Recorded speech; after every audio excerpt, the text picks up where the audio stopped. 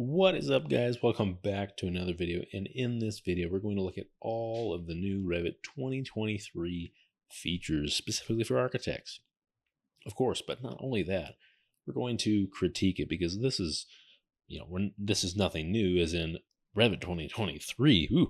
It's been out for a couple weeks now, and that doesn't matter because we're going to take a look at everything still. Maybe you know about these things, maybe you don't, but you're going to not only get the opinion, but the critique of an architect who has used Revit for quite a long time. So let's get into it now. So we have opened Revit 2023, and you will notice absolutely nothing new except a couple of things I want to point out here. This is not the screen we really care about, even though I wish things were a little bit different. But we see a different icon. Of course, the splash when you started is new, whatever, they rebranded, that's great, whatever, doesn't matter.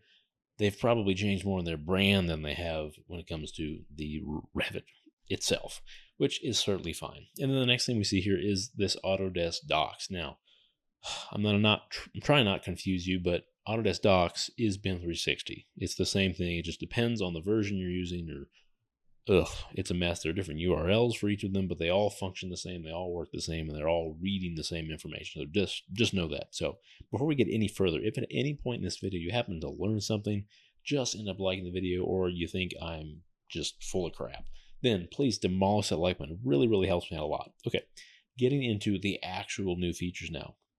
I'm going to go ahead and go back to the sample project that I have open, and we can start to get an idea of what might be new. Now, here's just the floor plan. And so the first thing I like to do is just look around the UI. What is different? What's the same? And here we go. We've got this default PDF button, and we've gone over this in the past, but whenever I press this, this is our lovely PDF exporter, which is great. And I have a complete separate video on that, so check that out because it's really helpful. Not anything new here, but it shows up at the top. Okay, good to see that. And then obviously we see nothing up here that is really at all different. I do see here that I can activate controls and dimensions, which we'll get to, don't worry. But the next big thing, and this might be one of my biggest critiques, to be honest, is we see these lovely, depending on how you look at it, lovely boxes. They are dashed or they're filled in with blue, And so what is this telling us? Well, it is telling us if this particular view, or really any view that I'm looking at in this case, because these are all views, whether this view is on a sheet or not. And so this is entirely dependent on how you operate, and by operate I mean how you visualize your project browser, because this might be useful for you depending on how you work with the project browser. And by that I mean if you organize your project browser in a way that just looks at everything in your whole project, sorts them in this particular manner, and doesn't really involve sheets, and like as far as organizing goes, like views based on sheets, then this will be really helpful and nice to see.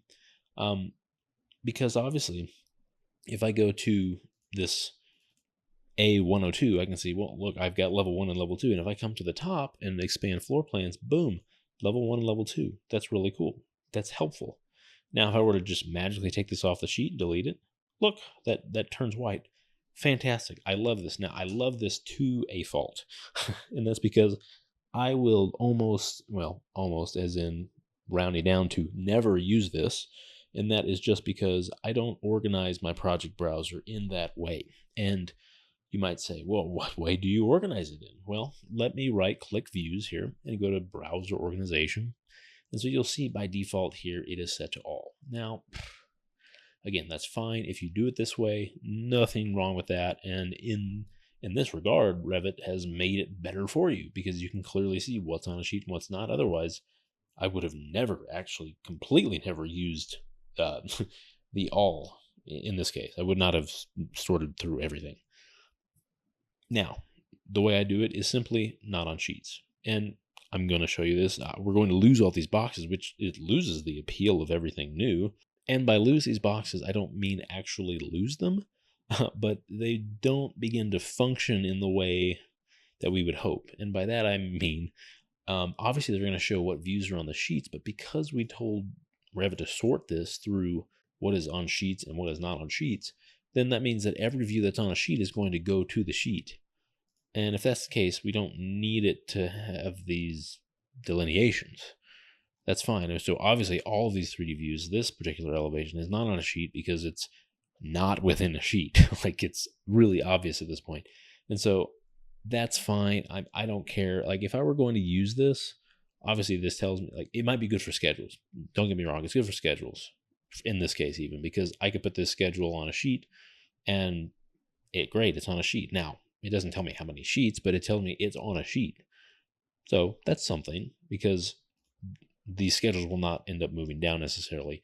They're always going to show up here as well, which is fine. But that tells you it's on a sheet at least. Now, let's say you wanted to sort by sheets like we do here, and you don't want to see these at all. Well, you can right-click this and just simply uncheck the Show View Placement on Sheet status icon. Long-winded way of saying, do you want to see that nice-looking box or not? So I can uncheck that. I can also then go back and just sort it through all again, and I get everything back like I used to. Now, if you're going to use all, then, you probably want to use this because it does really help. So that's kind of the first thing we notice here. Something else kind of interesting when we do look at schedules is if I come to schedules here, in previous versions of Revit, we were not able to do this. And again, nothing too big, nothing too crazy to worry about. But if I come over here to formatting, we can see that if I go to family type, I can now format based on family and type, which is really cool to see. This is not something we could have done in the past. And not only can I do family and type, but if I were to pull in separately family and separately type, I would be able to actually conditionally format based on all of those as well, which is really good to see. Again, not something I'm going to use all too often because it really doesn't do a lot. It's very specific, all of these kinds of things. Like, cool, look, there it is. Great. It's just something to know. Cool. We can use conditional formatting for family, type, and family and type. Really cool. Easy stuff. Now, this is kind of a fun thing to do, if you remember a long time ago, maybe it was 2018 or something like that. If you were to go, we're actually going to go to 3D here. We can see our lovely sample house that has not changed for many, many years of Revit. Let's say I wanted to displace this side. I wanted to have it appear as it were exploding.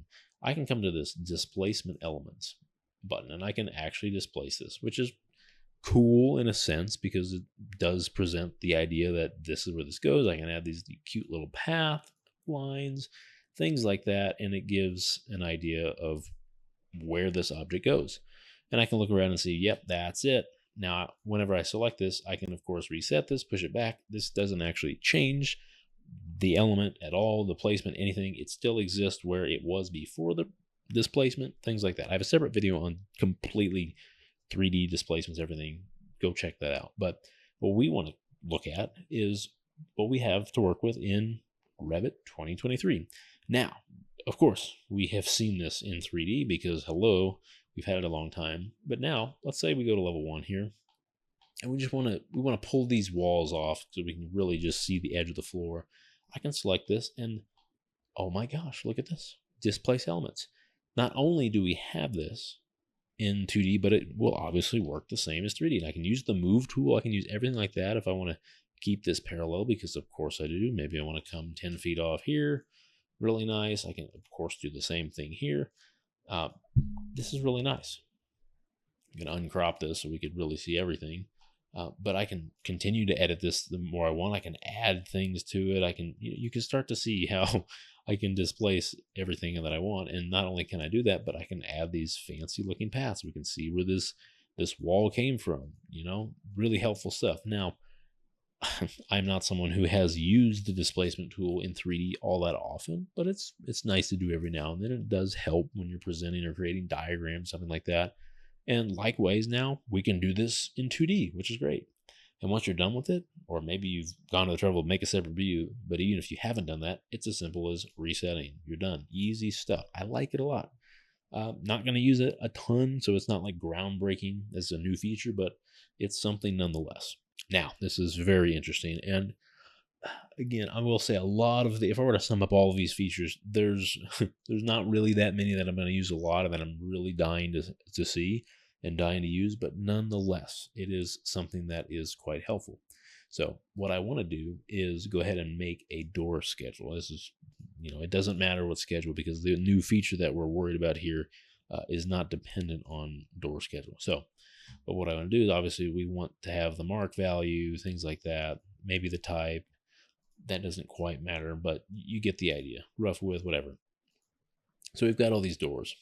And so these doors, here they are. Now, I'm going to take this door schedule and I'm going to put it on a couple of different sheets. So, of course, we've got the site plan, and then we've got the regular plans. And so what I'm going to do is I'm going to take this door schedule, and you can see it's not on a sheet here because I have that white box as opposed to the blue. Let's go to our site plan. Actually, let's go to our plans first. And I will dump this door schedule onto the sheet. Cool. Okay. We see all the doors, and that's what we would expect. Now what I'm going to do is go into this door schedule itself, and we're going to go to fields. And it's not really fields we care about, because we're talking about filtering. So I'm going to go to filter, and we can see a lovely new filter that's just this random checkbox here at the bottom, and it says filter by sheet. Now, what does that mean? Well, that means that regardless of all the filtering nonsense that I go through up here, because in this instance, I'm going to go through none of them, I'm just going to check filter by sheet. And so what is this going to do? This is going to filter and, i.e. show, in layman's terms, show what doors are on that sheet. And that's funny to say because we've never thought about things like this. But when you think of what are the doors are on this sheet, well, there's a plan of each of the levels on the sheet, so it kind of includes every door. Well, then we would expect to see every door. Now, let's actually go to a random elevation or section. Now, if I were to take this door schedule and just place it onto this sheet, because we see less of the model. Ideally, there's less doors in this particular view. Basically, it's based on the view. We can see, we do see every door. Now, I want to go into this view and show you basically what we can do to adjust this and what really is happening when we have that check box filter by schedule set. So let's come in here and see, okay, well, we can see that the far clip settings are the same as the parent view, which my guess is quite long. And then we can see, obviously the far clip looks like 87 feet. So that's really far, which means that I'm looking through my whole project essentially. So let's go ahead and set this to independent. Right now, nothing changes, but the thing I want to have you keep an eye on is this door schedule and see how many doors are here. So we can see that we have now set the far clipping to no clip, but we want to actually clip this. So let's clip this with a line. And all we're doing is reducing the extents that this view is making up within 3D. And by that, I mean, it's going to actually have less doors in it. And so we should see less doors populate in this schedule as we reduce this far clip offset. So it's set at 88 feet. So let's go ahead and put it at like 50. That's probably still not enough. Oh, we can see one door went away. Now I'm going to set this to like 10 feet. So we see like no doors. Apparently there are a few doors in this view. Now, this is a terrible example of when you'd want to use this door schedule for a type of view, like as in a door that doesn't, or a view that doesn't show any doors. That's kind of silly. Ideally, it would be in a view that is a floor plan only. So let's go again back to the plans, and I'm just going to get rid of this level 2. And as soon as I get rid of level 2, we can clearly see all the doors on level 1 are left. And really, as soon as I paste them back, all the doors on level 2 are now back. Let's see if I delete level 1. My guess is that the doors, if I even sort this, it might actually help everyone to see this. So let's go to sort this, and of course sort this by mark. That's fine. We can see, there we go. So my guess is now if I delete this level 1, I'll see all these doors go away. Boom, real easy stuff. Now, again, this is not something I see myself using every day, but obviously if you wanted to do something like this in the past, what would you have to do? Well, I would have to actually duplicate this schedule. And not only would I have to duplicate this schedule, but I'd have to come into each of the schedules and filter them specifically. And filter them, I'd have to even add the field of level so I could filter by the level. In this case, we wanted to show just the doors on one level versus the other. So it saves a lot of trouble if you want to see something very specific. And I like this a lot because if I'm just, dare I say it, BSing a floor plan or a very small project, I might have just like a crap ton of doors in the project that are floating off in space that I don't care about, that I really don't need to document. But the ones I care about are on this particular floor plan view, and I'm going to cram everything on a sheet.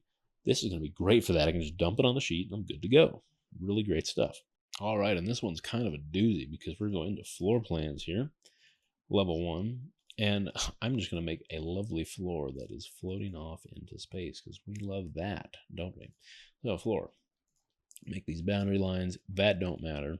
We will finish this up and boom, we've got a nice floor. So what is new? Well, we are looking at something that is a bit different, and to show you what's different, I'm going to go into the visibility graphics. We're going to go to press F, which is floors, all the way down to floors here, and we can see, ooh, look at what's different. I have something called folding lines and split lines. So what are these? Well, these have everything to do with whenever we edit and add sub-elements to a floor. So we can always modify these sub-elements. This is absolutely nothing new. And with that, we can actually adjust these. Now, once we start adjusting these specifically in 3D, because this will help everyone understand this a bit more, I can move this up and like clearly we can see what's happening. We've done this 100 times. We've edited floors and everything like that. But the cool thing is once I start editing all these lines, all these points, sorry, we can see that, oh, all these lines begin to show up. And so this is what we really care about. So let's go back to level 1. Obviously, this is a terrible elevation. There we go. So we can see, now I want to go back to my visibility graphics and really show you what these different categories are doing. Pressing F gets me down here quicker. And so let's go ahead and take these folding lines and override those lines and then turn them red. And then let's go ahead and turn these split lines a nice blue so we can really see the difference in what's happening here. So, okay, here we go. And you'll notice that we can only edit the lines because they are lines. These are showing up as lines, and thank goodness they don't actually show up in lines as lines. They're actually a part of the floor, which is the whole point here. So we press OK. And look at that. Ooh, so everything is red here. Very interesting. And so what happens now? Well, the cool thing, like we just saw if I go back to 3D, is I can tab to one of these lines and I can adjust this specifically. This is really nothing all that new, but I want to show you here that we can convert these lines, and these lines will only work when it comes to those folding or splitting lines. So I can convert this from a folding line to a split line. And so I've done that, and because it's grayed out, cool. What did that really do? Well, not too much in this case, and that's okay. But when I go back to the plan, and I can see, ooh, it is now blue. And so the main thing here is it's really giving us more flexibility with how we want to show these. And it might be that I'm not going to be using colors necessarily unless it's a very specific plan and I want to show slopes. But I would use this for something like a high or a low point or something like that because we can clearly see what this is doing. So I have the control to change that however I want, which is really nice. And you can see I can even change this here, convert that, and it changes to blue, things like that. So really nice stuff. And I would probably make these different gray values. So I've done this just so you can see the different color differences. So interesting stuff. So functionally, like this, there aren't any new tools here that we're working with because we can do everything that we can with this floor and every other version, but we have more functionality when it comes to the categories, and that we have new categories to override some of these different lines with, which is really nice. And now this is kind of nice and nothing too insane. But I do want to do this. We have some updates to generic annotations to where basically I had to sum it up. I would say that generic annotations will now follow the host. And by that, I mean, if you use other versions of Revit, and particularly if you use a lot of generic annotations, you know this problem very well, where things in ceiling plans would be inverted. If you moved an object after placing a generic annotation on it, it would basically keep its orientation. It wouldn't follow the host. So that's just something that you need to know. So we have some new enhancements with MultiLeader Tags, which is always fun. Just to make things a little bit easier. We can see, oh, we've got lots to work with here, but I'm gonna go ahead and tag this here. Great. And so of course, at this point, I can see, all right, let's click the tag, and I've got a lot like we can work with. Okay, add, I can always add this. Boom, I can add all of these. That's great. I can even go as far as to adding, just merely as many as I want, which is a bit overkill, but that's okay. And so with all of these, it's kind of a mess. I have a lot of things I can do. I can merge the leaders, which is fantastic. But not only that, I can toggle between them. I can merge the leaders, but I like this one in particular because it's going to select certain leaders to show. And in this case, I can have all these tagged, but decide, yeah, I don't need to see like literally all of them. And so these are fine. And I can finish that. And look, I see these too. And I can unclick this and I can just see them all again. I can choose which ones I want to see. So really nice. Easy stuff to do. I can, of course, only show one if I want to deal with one. And then I can also have like show all of them if I want to just randomly see them all. Of course, I can show none. So really great stuff. And I can easily select them all. I can delete them, select none. Really cool. So nice changes to multi-leaders, things like that. Going to make it really easy to quickly and easily show what you want to show. In this case, maybe it's all of them, maybe it's not. But it's nice to be able to do this. Really nice stuff. And this is going to be probably one of the few that I'm going to enjoy quite a lot. And now, why would you say that? Well, and this is because I can see this functionality being used in more than just like a single instance here and there. And that is, I have the option of swapping views on sheets, which is really interesting. Really interesting. And so we can see that when I click on this, this is nothing new as in like a filtering and selecting of views. We've seen things like this before, particularly when it comes to view references, but I don't care about that because this is going to allow me to select a different view. Now, there's not a lot of views in this project, but the cool thing is I can select a new one. So let's say this level, maybe I want this plan, instead of having level 1, level 2, I want this to have the site plan in level 2. Obviously, it won't fit, it will look ridiculous, but for this, I can click on level 2 and decide, all right, I actually want the site plan instead. And I can even see it's on a sheet. So it's going to say, ooh, it's on a sheet. So it literally can't do that. So that's just something to be aware of. We're not going to be able to pull these from sheets, which I guess it's good. It's good that it shows it. So basically, this is every view in my whole project. So just note that. But I can't pull and switch views that are on a sheet, which honestly, that is the biggest appeal that I would have when using this. But that's just my opinion. So I am more likely to use this because maybe I've made a new view or duplicated a view and I just need to quickly swap it out. So what we can easily do, like for an example like that, is we can duplicate this level 1. Great, we have a new level 1 copy. Obviously, it's not a sheet because the white, a yellow. And so I can come back to, of course, my plans and I decide, I want this level 1 copy. Well, let's go ahead and come up here and say, let's trade that for level 1 copy. Boom. It's done really quickly, really easily. And we can see my level 1 is now not on a sheet and it was switched with level 1 copy. Great stuff. Now, my biggest complaint about this is specifically the fact that I can't swap views that are on another sheet. Like, that's kind of the whole point to me as far as switching views, because I think about this from a user standpoint of like Dynamo. Like, imagine you need to like mass swap things out. Well, you basically have this added function of swapping views in and out with Dynamo because you have it in Revit now. I'm just speculating because I haven't gotten into that yet. But regardless, I can just imagining trying to mass swap a bunch of these views on this sheet or that sheet or something like that. I don't know, whatever it might be. But the fact that I couldn't do it for views that are already on a sheet kind of annoy me. And that's just my opinion. Obviously, I'm sure we'll see that down the road, or at least I sure hope so. Now, I am going to jump back to something that we just did, which is actually displacement. And I know we did this in 2D, but I've still got this lovely displaced object here. But the funny thing is, I can actually tag this, which I think is kind of silly. I don't necessarily want to do this, but I have the ability to tag this. Obviously, I need to lock this view in. We're familiar with locking this view, of course. Yeah, whatever. Displacement, that's fine. Maybe I spelled that right, maybe not. I can obviously tag really these windows or anything, and it's basically just serving as another 2D view. But in previous versions, what I could not do is decide later that I want to displace this, whether it's before or after, displace this, and then tag it. So I can pull this all the way out here, whatever, nice little path lines to get an idea of what we're looking at. Cool, but I can actually tag this thing here, which is cool. So tag it, boom, same thing, which is really nice. So useful, sure. Am I going to use it that often? No, I don't think so. Just something else to be aware of, something to look out for, because it will work nonetheless. All right, enough of this displacement stuff, because how often do we use this anyways? Looking at this, cool. Now, this is kind of fun. I like this a lot. Two things here in 3D, which I find really, really useful. This was probably the single-handed best thing in Revit 2023 that I will say that I will use all the time, that I will enjoy using, and that I will find the most useful.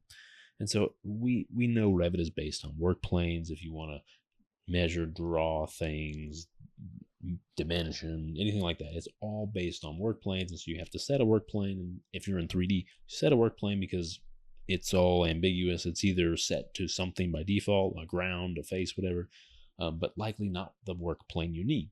So how would we traditionally do this? We'd click on set, we'd go pick a plane, and then we would go okay, and then we'd pick a like really, really annoying. And so what Revit 2023 has done, and again, this is my favorite thing ever, I can come here to set and just pick a work plane.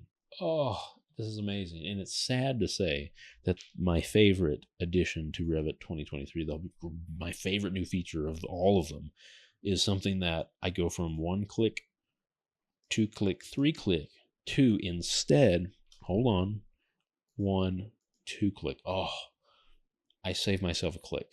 And I just got really excited for saving myself a click, if you can believe that. But regardless, not only can I do that, but I can set hotkeys. Okay, here we go. We're now saving many more clicks, like 3. Like we don't click.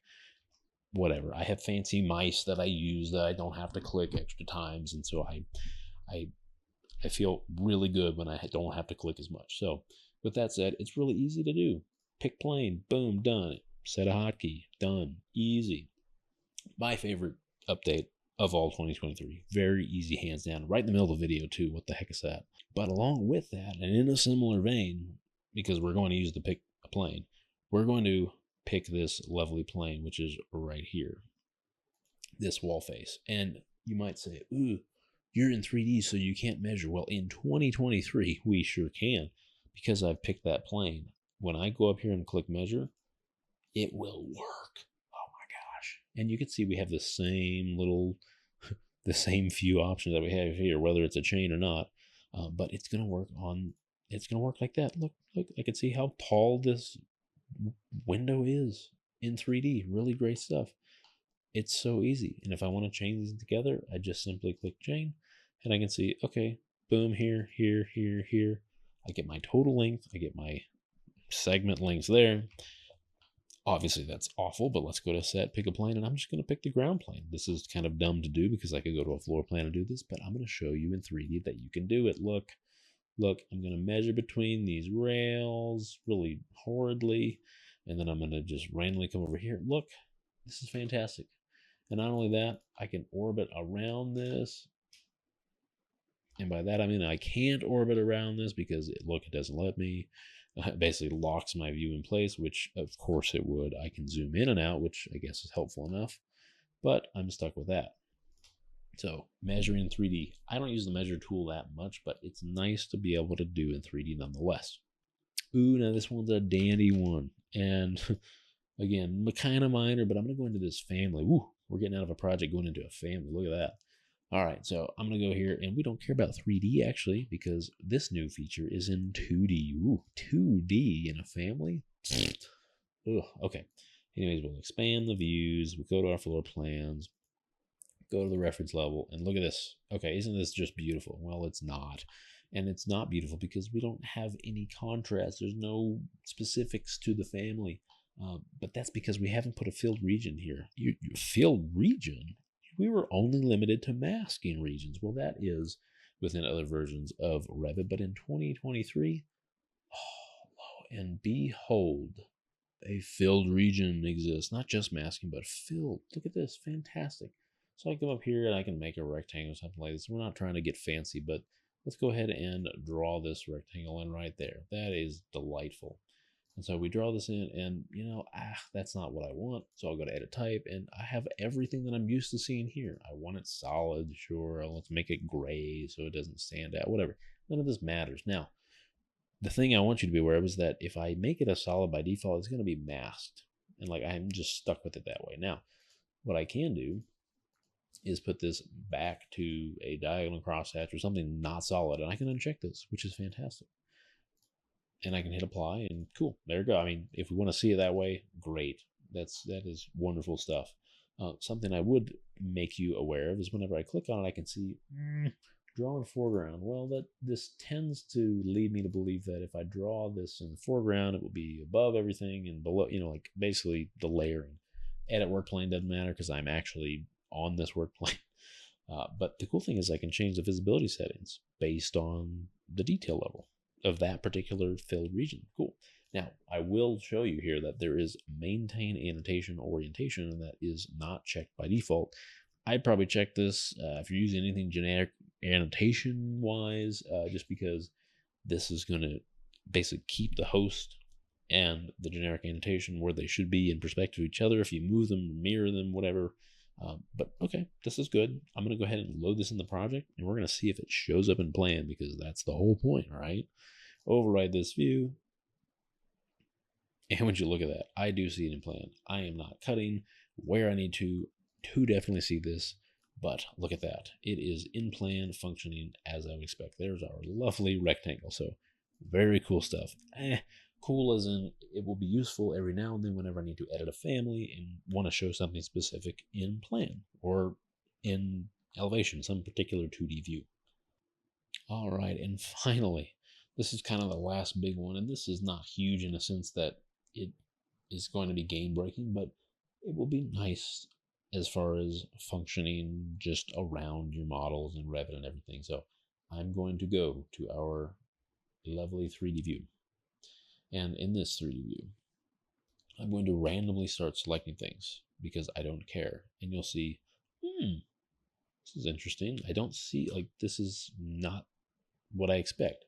Well, I'm going to press a button, and I'm not going to tell you what button it is, but we're just going to select everything again. And now I'm going to select everything. And oh, look at this garbage. Look at this mess. I see all these pinned items and then locked things, and this is just a mess. And if I had this work sharing, oh my gosh, if this were a work sharing model, I would see all my, would you like to make this element editable, things like that all over the place. Now, what did I do before, or what was actually selected as on by default or off depending on how you look at it? In the modify tab, this lovely activate controls button. And so this activate controls is saying, I don't want to see any of this crap because I know what I'm doing. I'm a Revit master. I don't need anything. And so I'll just turn it off. Look at that. This makes life beautiful. And beautiful. I mean, it doesn't actually change the features of these elements that I've selected. In this case, they're all still pinned if they're actually still pinned, or they're locked or whatnot, or I'm not able to edit them because they're owned by someone else in a work sharing model, whatever, blah. Don't matter. But by default, you can see, well, and by default, I say default, because it is not selected. It's the same tone as all the other tools, but whenever I do select it, we can see it's active in a sense. I can see all of these elements. So you'll just know going into Revit 2023 that you won't be able to see these things by default. So if you're like, oh my gosh, I can't move this element because why won't it move and drag? Well, it's probably pinned, genius. And by genius, I mean you're obviously a Revit master because you've come up here to the activate controls and you can see it, or you can not see it, however you want. But just know this is actually not even going to come into play unless I select multiple objects. So let's select these multiple objects and see, ooh, I don't know, not really working with anything here. But whenever I select all of these, okay, hello, we've got some pinned objects, things like that. Whatever. You get the idea. This is real easy. Activate it, see it, not see it. This is going to work in every single view. I can choose to activate that or not, see everything. Obviously, when I select this, it's real nice, real simple, blue, blue. But if I activate this, oh, we can see it. It comes back. We're used to seeing this, so I don't know. I feel like I'll probably just kind of leave this on as default because that's kind of how I like to work.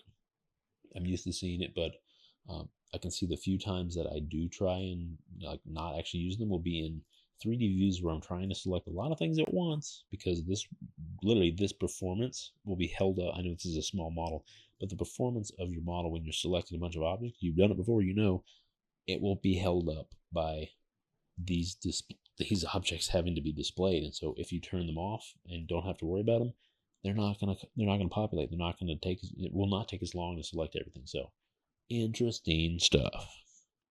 We'll also notice that our lovely tool that is Activate is also up here in the quick toolbar by default. Not sure why. Maybe they just think it's really cool, and I think it's fine. Also want to come up here to our PDF exporter because now we have some more options. Not many, which is why I didn't really cover this in great detail earlier. But if I come to my selected views and sheets and I edit this, I can, obviously select everything, but I can edit the print order. So we can see, look, edit print order, which it is a bit annoying that I see basically a third dialog box. We're basically getting back to the regular print menu here.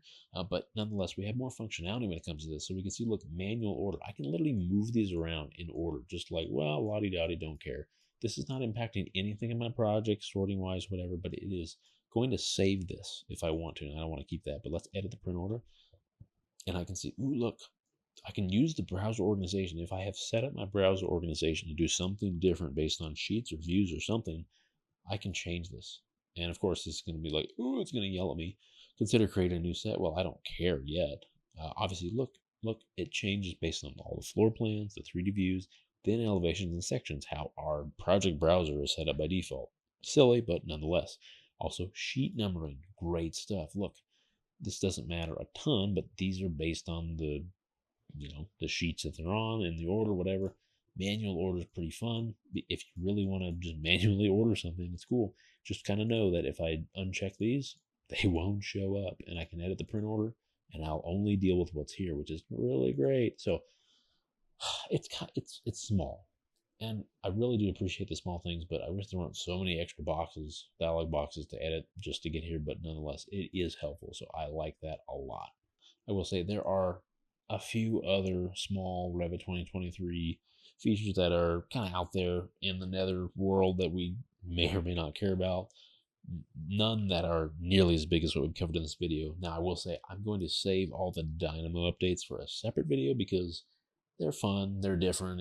It's not Revit because it's Dynamo, but it is Revit because it's Dynamo. So stick around for that video. If you care about Dynamo, look for that too. You'll get a similar type of video when it comes to this, except it's Dynamo. So I hope you enjoyed this, whatever it was. We're looking at all the new features in Revit 2023 we hope to use at some point.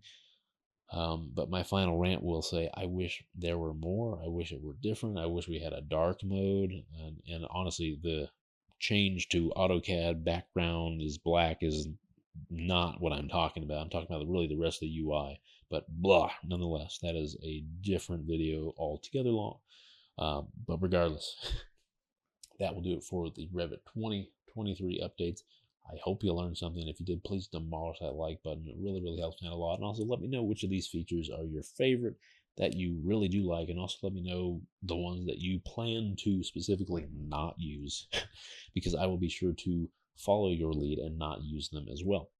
But with that, I hope you have a wonderful day. Thank you very much. Stick around for that Dynamo new features coming out really soon. See you in the next video. Have a wonderful day. Thanks so much for watching.